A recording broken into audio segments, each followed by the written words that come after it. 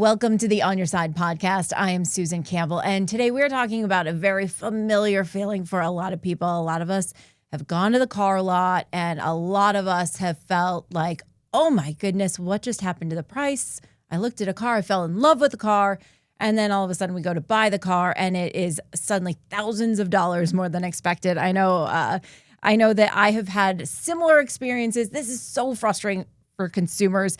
The FTC is actually trying to take some action, warning dealerships, you can't do that. I have two experts joining me today, father-son duo, Zach and Ray Shefska. You guys are automotive retail analyst experts, and you are such a wealth of information for consumers. I'm so excited to have both of you on the show with me today. I'm sure you can kind of commiserate. Those add-ons are so annoying. Indeed, they are. They're not only annoying for the customers, but they're annoying for the salesperson who has to try and explain them to the customers. It is just probably the worst feeling at all to start a sale that way. I remember one time I was looking for a car, and one of the add-ons, it just made me so frustrated because I was like, this doesn't even feel real, was a $700 charge for key fob insurance. So I wasn't even getting the extra key fob. I was just going to have the ability to get a key fob if I lost both of my key fobs that the car came with. And I could not wrap my head around that. That ended the deal for me. I got up and I walked out. Go, Zach.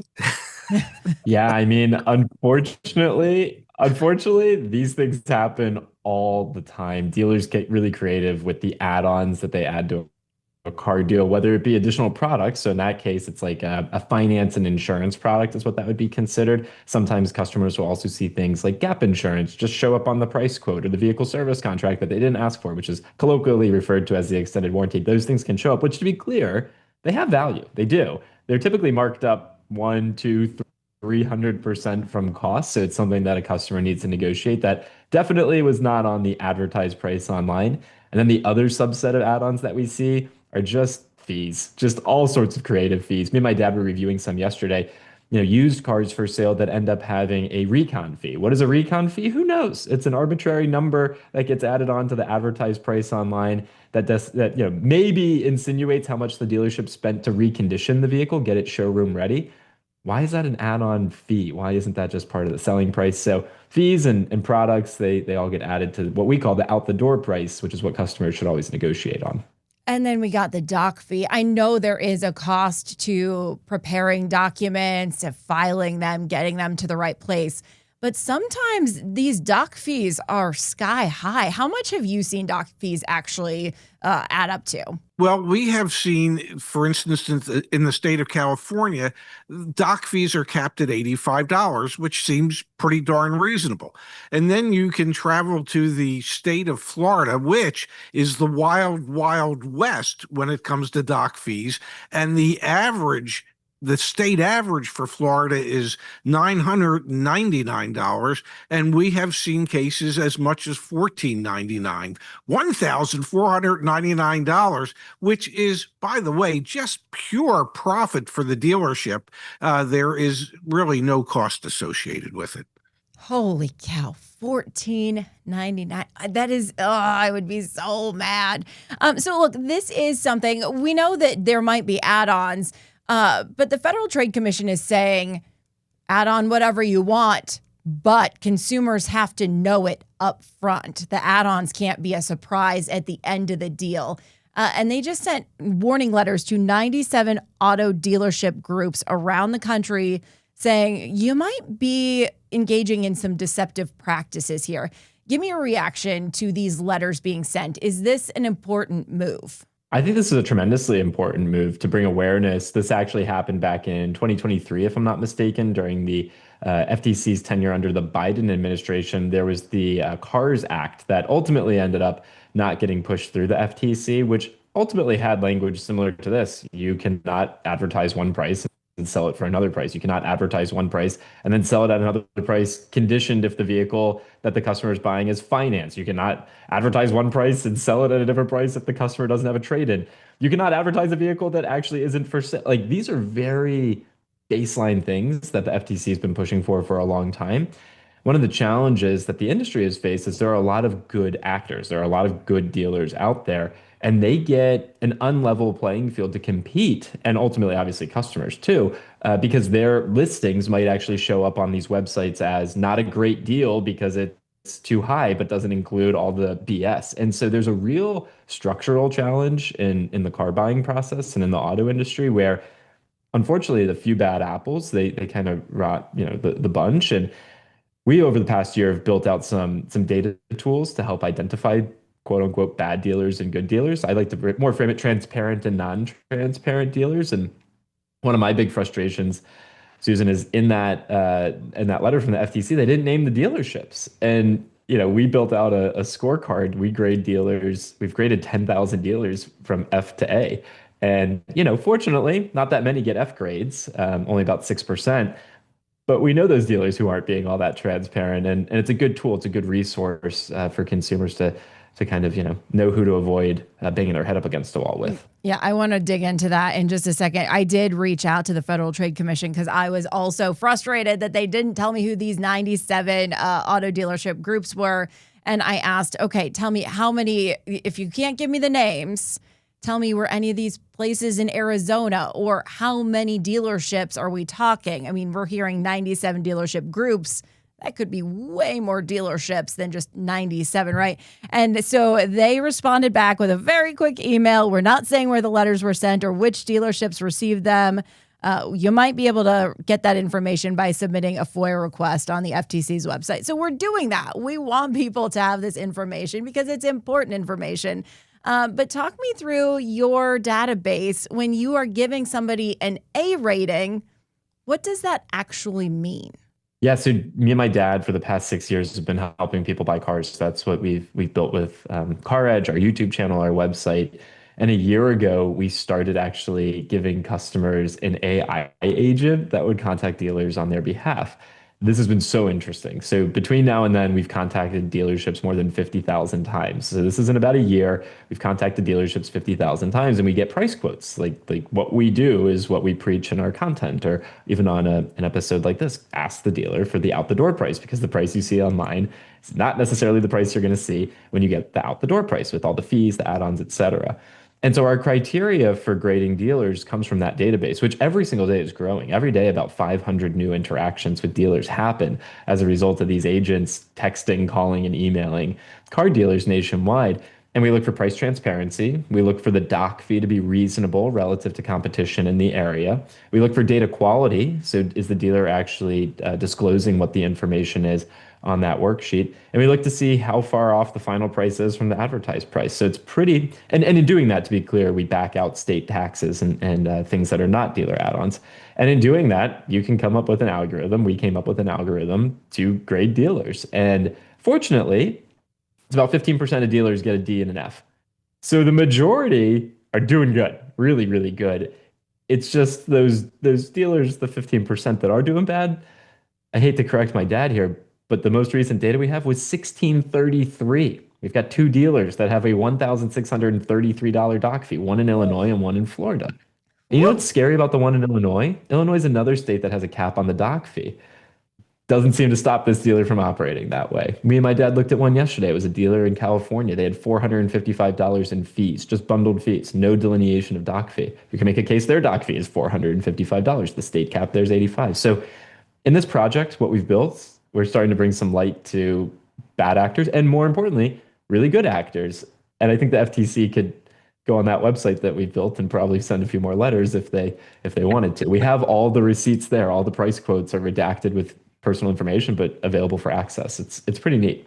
So what is the actual price difference that you're finding? You're doing all these thousands and thousands of transactions.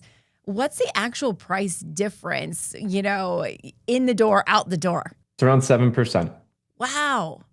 That's a big and really deal. bad actors are about double that, 13, 14, 15% price difference. And really, really, really clean dealers, 0. It doesn't change. Price doesn't change. You see a price. There are some dealers that have no doc fees nationwide. Not many. We're talking a couple dozen. But no doc fees. The only thing that changes on the price worksheet is the taxes get factored in, which is exactly what the FTC's asking for dealers to do. Show everything up front on your website, on third-party marketplace websites. The only thing that doesn't need to be there are the sales tax. Because in some states, and you know this, Dad, better than I, some states, you don't even pay sales tax at the dealership. I'm thinking Oklahoma, for example, Dad. You don't pay sales tax at the dealership. Why would they advertise a price with sales tax? You go pay that at your DMV instead. But that'd be the only thing not to have on there. Well, and then there's some states that don't have sales tax. Yeah. So that's another reason. The truth of the matter is, they sent out letters to 97 dealer groups. We don't know how many dealers that is, but between new car dealers and used car dealerships out there, there's about 40,000. Now, maybe the cost of sending 40,000 letters is more than the FTC can afford, but I would suggest, a good start would be to send a letter to each and every one of them. Just a friendly reminder that we don't want to screw over consumers. So let's say we decide, okay, I'm going to go to CarEdge's tool. I'm going to find out which dealerships are maybe going to end up charging me more than I was expecting. If that dealership, though, happens to have the car I want, I need, I found it, I love it, it's all the specs I want, are these things negotiable, or is it not worth my time to even try with these dealerships? Well, I would suggest to you that everything is negotiable. Now, whether or not one of those dealers would negotiate is another story, but you can't get what you don't ask for, which is the same theory that the dealership's using. So as a consumer, you have to ask them to take it off and keep asking. And maybe eventually you'll wear them down instead of them wearing you down, and you can actually get them to remove it. Dad, you have a great line, though. If it's taxable, it's negotiable. And I think that's important for people to understand. If something's not being taxed, it's not something you can negotiate. But if it's being taxed, it's got profit all over it for the dealership, you can negotiate that. What are the most common things that there is some kind of wiggle room? I mean, like, are dealerships more likely to negotiate on the doc fee or this silly, like, extra key fob insurance thing? Like, where am I most likely to have success when I'm trying to have this conversation, when I'm sitting there for the 7th hour trying to just get this silly transaction done? Well, dealerships will tell you that they can't discount the doc fee or remove it for you because, well, that would be discriminating against the rest of the people that they haven't removed it for. What you can ask them to do is to reduce the selling price by the exact amount of that doc fee. It'll still show up on the contract, but the price will be reduced. And whether or not you can actually get them to do it, that's a different story. As far as all the different add-ons, everything that is added on at a huge profit margin. And so that every one of those items can be and should be substantially lowered through negotiation. Is that how dealerships actually make their money? I mean, are they making their money on the add-ons and not really on the car transaction? Well, there was a time when the new car profit was somewhere around $250 to $300 per new car sold, and then the additional profits that were made by the dealership was through the finance and insurance department, where you're doing all that paperwork, and that is where they're selling you that key fob insurance and the extended warranty, and they bundle all this stuff together, and they just talk to you about how it impacts your payment as opposed to how much each one of the items costs. So yes, the dealerships tend to make a lot of money on all those add-ons. When we are going to start maybe a car buying process, Zach, you mentioned this, that maybe sometimes it's unfair for maybe the more reputable dealerships that aren't tacking on all these fees because they're not popping up in my search because it seems like they're way more expensive. Is there a way to start? What do we do when we're in this situation? We're starting the process, because I do think a lot of people started online. I'm not just going to walk into a dealership completely blind. Yeah, I don't want to make this a big product pitch. Far from it. It's do your online research and really dot your I's and cross your T's. And what I mean by that is, dealer reviews, those that are people who have left reviews. I hate to say it, but I think those are a little bit misleading at times. And the reason I can say that with some confidence is because we look at dealerships' data, again, what they actually do online advertisement versus what they send to a customer on an out the door price quote. And we've got dealers who get rated, unfortunately, an F that have 4.3, 4.5, 4.9 stars. And unfortunately, the FTC has actually done actions on this in the past. Dealers have been known, I'm not saying all do this, but there have been enforcements where there have been fake reviews left. And so, you need to look at data. At least that's my gumption in this is like, let's look at the hard numbers. And a little bit of sobering news for the state of Arizona, where I was born, where I was raised.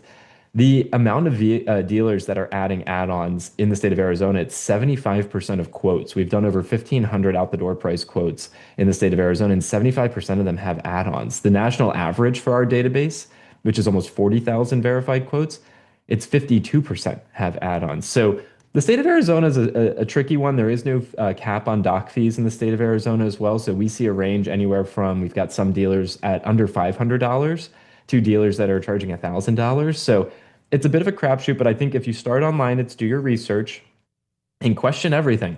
If you're on your typical normal, I bought a car 5 years ago and you're on whatever that website is, like, again, not a product pitch, but maybe look and try and find some other research assets as well that can support you because unfortunately, a little bit of bait and switch happens to be the name of the game in the car buying process. Is it worth calling the dealership or doing that online agent that's on their website before I go to the dealership to say, tell me about this particular make and model and what I'm going to get and what I'm going to see if I do come for a test drive? 1,000%. Yeah, you can get an out the door price quote. You can buy a car without going to a car dealer.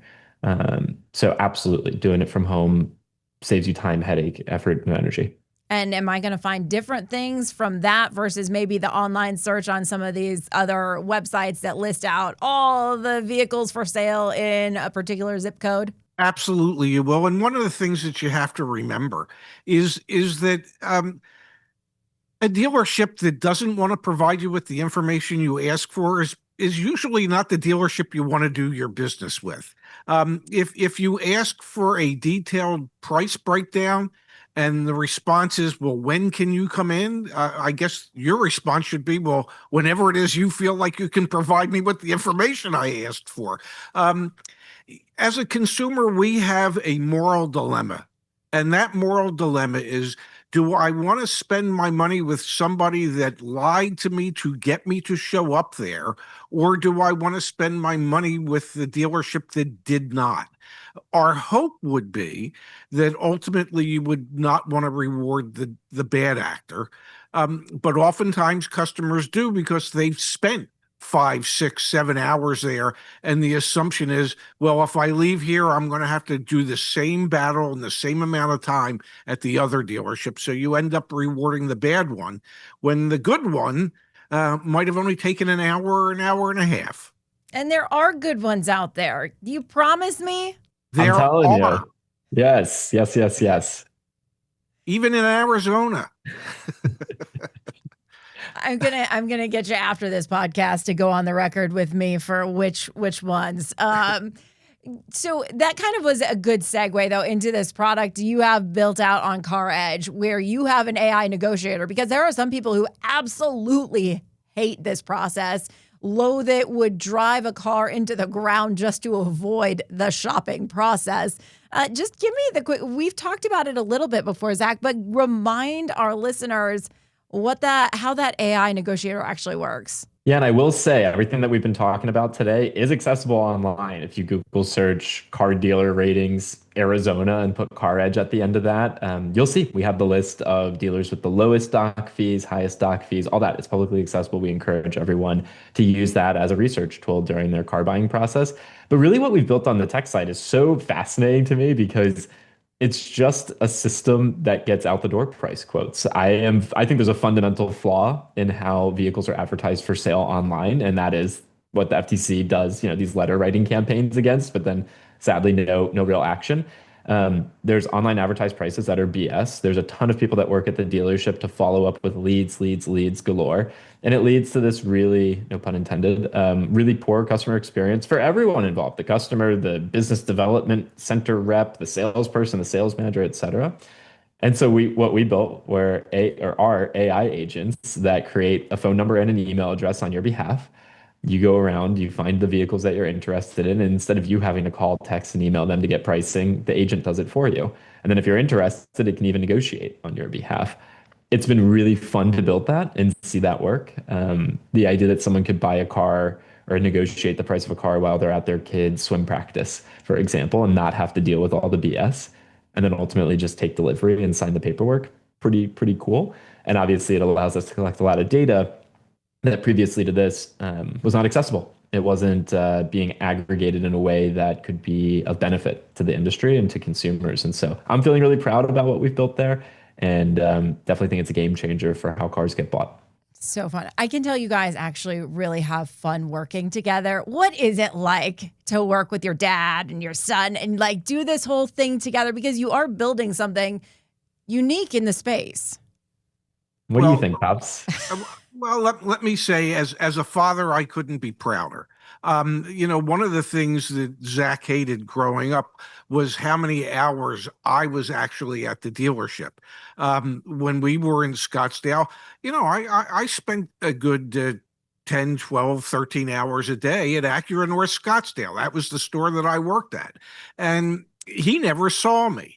And so he just felt that there needed to be a better way, not just for customers, but for those in the industry, so that, I don't know, they could actually have some family time. So it is the proudest I could be is having my son actually decide that he wants to change an industry that, well, for the most part, has refused to change. And I honestly believe that, maybe I'm naive, but I honestly believe he's the one that's going to pull the industry into the 21st century, kicking and screaming, and actually bring about the changes that consumers want. That is so sweet. Zach, are you over there crying? I'm melting a little bit. Yeah, thank you, Dad. Yeah, super humbling. Big part of our story is my mom, my dad's wife, passed away now, 9 years ago, 8 years ago? It'll be 9 years in June. Yeah, so my mom's not around, and she was around growing up because my dad was at work and my mom was a school teacher, a special ed teacher, and so like she was the one who was around more often. So like definitely resentment towards my dad and a deep connection with my mom. Then I lose my mom. My dad finally retires after that.